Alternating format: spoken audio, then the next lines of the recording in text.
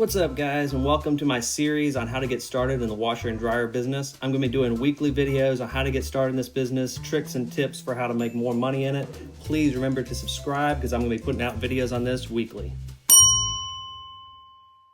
Before we get started, I did want to let y'all know that I have seen all the comments. I will make more repair videos, so this will be a nice rounded channel with interviews with appliance guys, how to get started in the business videos, and plenty of actual repair videos, so y'all can have a one-stop shop. You can just pan down through my playlist and find the exact washer you have, find the problem, and a video of actually how to fix it. That is my plan, and you're going to see a lot more repair videos coming up soon.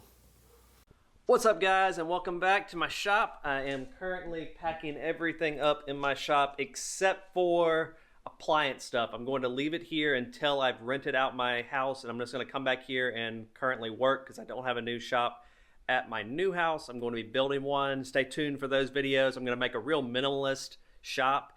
And speaking of which, I found a shop right around the corner, one of those little portable buildings for sale one of my neighbors has for $1,000. This is another great option for a lot of people, is getting one of those portable buildings. I don't recommend getting them new from one of the companies that builds them, but if you just go on Facebook, you can get a small building. My first one was 8 by 10, I believe. I'll stick a picture of it right here. I'll give you, it was difficult to work on stuff, but it works just as well as any other building. You just, more room is obviously, you can fix more stuff at a time, but if you're just starting out, it's plenty of space to start with. And it's a cheap alternative to doing a lot of other things versus, like, I'm moving for different reasons, but I know several people said, oh, I'm gonna wait to start my shop until I move. I'm gonna get a house with a much bigger garage or stuff like that. If you're out of city limits or if your town allows them, buying one of those buildings used from somebody is a great option.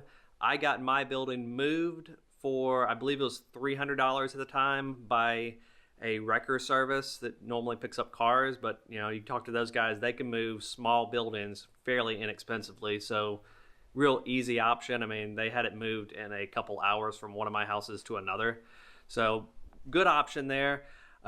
Besides that, another thing I want to talk about today is something I really made a huge mistake in at the beginning, which nobody's perfect when they're starting off in this business, is stuff that I was not familiar with, washers and dryers I was not familiar with. I would usually just pile them off to one side, fix all the stuff that's easiest to work on first, and say that I was eventually going to get to that when I could get to it, and usually I'd never get to it, and eventually I would just scrap it out and move on.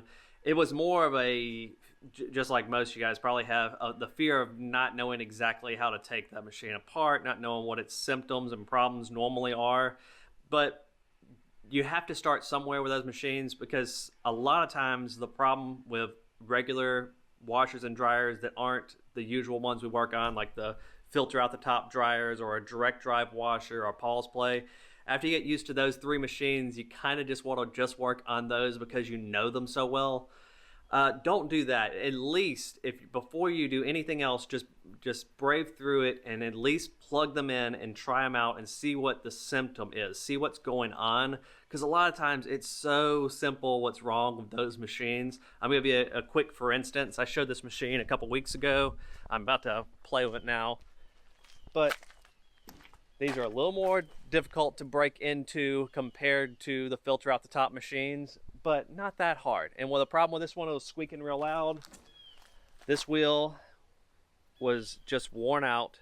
It's slightly, I know it's gonna be hard to see, but it's slightly bored out from one side. And what had happened was, here's the new part, and it's got this keeper, and that plastic keeper had fallen off, and the wheel came off to one side a little bit and was just creating a wear spot on one side, and was squeaking like crazy. As soon as I cut it on, it was squeaking like crazy. I just popped the back off and looked, and I could see exactly what the problem was. And like, how simple is this fix? Literally, I've taken the back off the machine, and I'm just replacing that right there. One bolt. Just undoing that, swapping it, and this part, $10 Prime, Amazon. I mean, you can't beat that. What an easy fix. The machine looks great. Maytag always has a really great coat of paint. Their paint's super tough, So they always look nice and they're easy to clean up. But again, years ago when I first started off, I can guarantee you what would have happened was I would have stuck it in my pile of stuff that I'll get to eventually after I get through the other. And I never used to get to that stuff, and a lot of it was just scrapped out. And it's one of those beginner things. You get nervous about what you don't know. You don't know what you don't know, and you don't want to move on to it. But brave through it sometimes, plug the machine in, see what's going on. If it's an easy fix, fix it. Ask questions on the Facebook groups. There are so many great Facebook groups out there. It's crazy how much more information there is compared to when I started off in this business.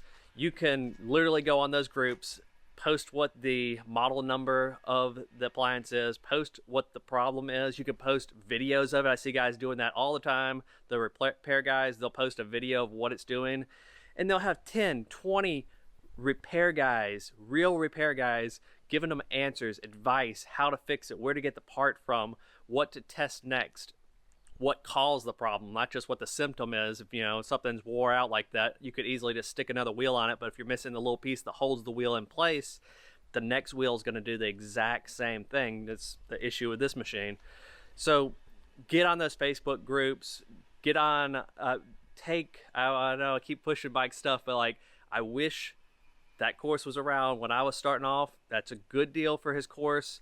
Take those courses, watch YouTube videos like crazy. That is one thing I did in the very beginning. I would watch YouTube videos like crazy of people fixing appliances. I'd go all the way through their channel, watch everything they had, any direct drive washer stuff. I have probably seen it. Any filter out the top dryer stuff, I've probably seen nearly everything made back in the beginning, back in stuff that was in the 2013 range. I was huge into learning my craft. And it's just one of those things, after a little while, the problems will just start popping up and you'll see the same problem over and over and over again. And this business just gets easier and easier and easier. All right, guys, but that's it for today. Like I said, I am moving. Oh, and the other day I did a video. It was too dark. This is what I've gotten just lately from my scrappers. Be good to your scrappers. Buy everything that they bring you as long as it's not complete garbage. And that's actually not it.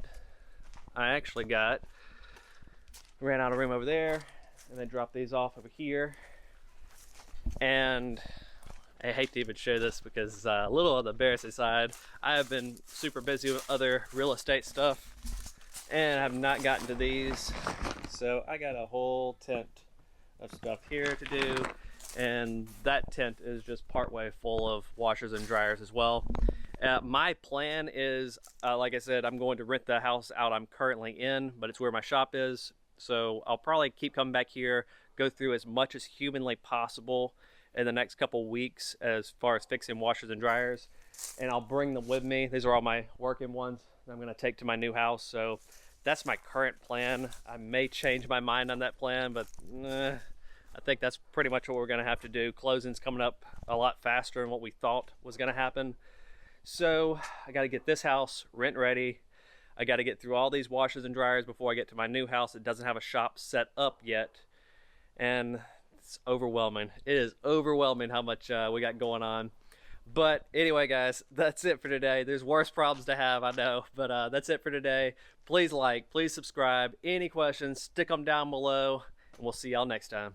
Oh yeah, one more quick thing. I'm not going to leave these covered up like this, and I don't recommend you guys cover them up like this. It's been chaotic. I'm going to get a much bigger tarp, cover them up. I usually never have this many at a time. It's a weird time in my life. I usually keep everything at least in 1 tent to 1.5 tents at a time. So definitely don't recommend this any way, shape, or form. Don't do like I'm doing. Stay a little more organized than I am. But I'm about to get a lot more organized. Oh, and I'm gonna put some other channels I saw. I'm gonna forget their name. I'll put it right here. Started his shop. Check out his videos. He's just getting started. He is super organized. I'm super impressed with your shop setup. Check that video out, and he has I think he has 2 or 3 other videos. He's just getting started. Subscribe to him. Check him out. Shout out to Mike again, and also Ben's Appliance. We just did an interview. I'm sure by the time I do this video, we'll probably air 1 or 2. But check out his channel, and we'll see y'all next time. Appreciate you guys.